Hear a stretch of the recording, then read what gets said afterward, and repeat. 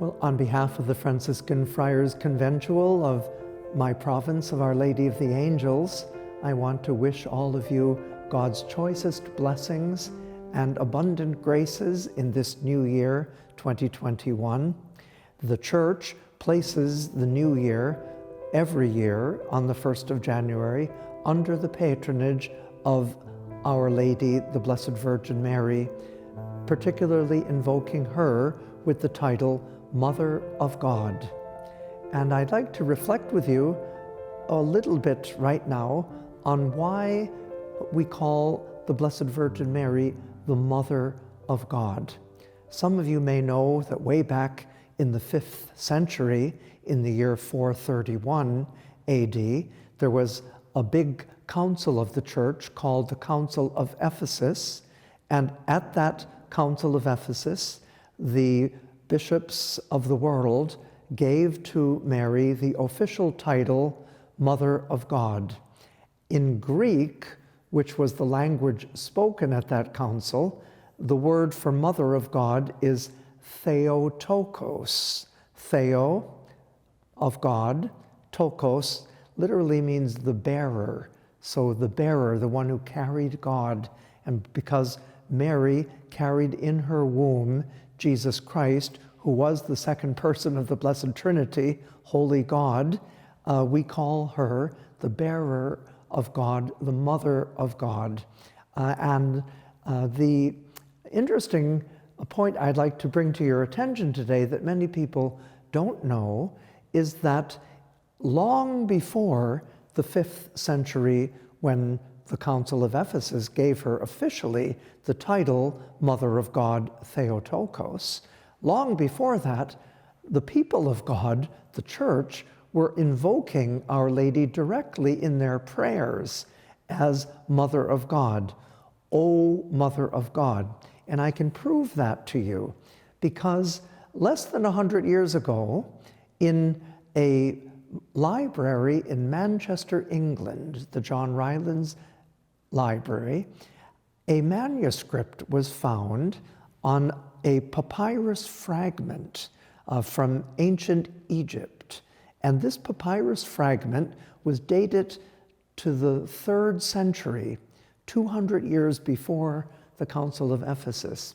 And on this papyrus fragment, and here is a replica of what it looks like, this papyrus fragment, on that is inscribed the prayer to Our Lady, invoking her as O Theotoke, O Theotokos, O Holy Mother of God.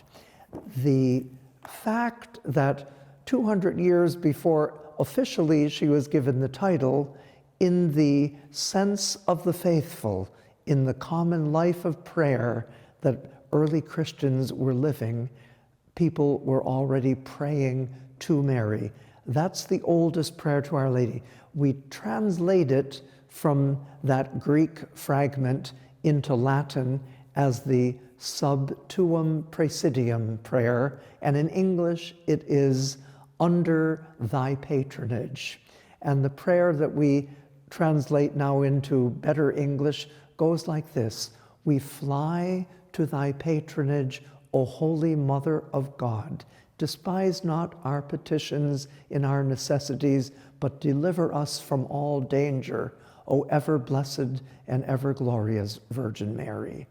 Let this be the opening prayer that you now recite in your hearts and echo from the words I've just reiterated throughout the whole of 2021, so that Mary, as Mother of God, can overshadow all of us with her protection and help us to be delivered from all the dangers that beset us in our personal lives, in our families, and in the world. Now let's zero in a little bit more specifically on why we can call Mary the Mother of God. Because the first human couple, Adam and Eve, committed original sin, and the human race then suffered the consequences, God planned to send a new Adam and a new Eve who would collaborate together to reverse the curse of original sin. The new Adam, of course, is Jesus Christ, born in Bethlehem. We've celebrated Christmas, celebrated his birth. He chose to be born of a human mother. And so by a divine intervention, this Virgin of Nazareth, Mary, became the mother in this life of Jesus Christ, who was indeed the Son of God, the second person of the Blessed Trinity. And because his whole person was divine with a human nature, Mary then carried in her womb a divine person, and she gave him her human nature.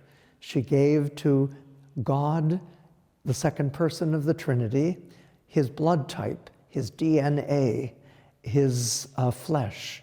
She nursed him, she nurtured him, she brought him to life, and she accompanied him throughout his whole life. And now she's joined with him forever in his resurrected life in the kingdom of heaven, where she, at the end of her earthly life, was assumed. Mary, then, is called Mother of God because she not only mothered Jesus, but because he wants her to be involved in the life of the church, she's Mother of the Church. And because she's Mother of the Church, she's Mother of every member of the church, Mother of you, Mother of me.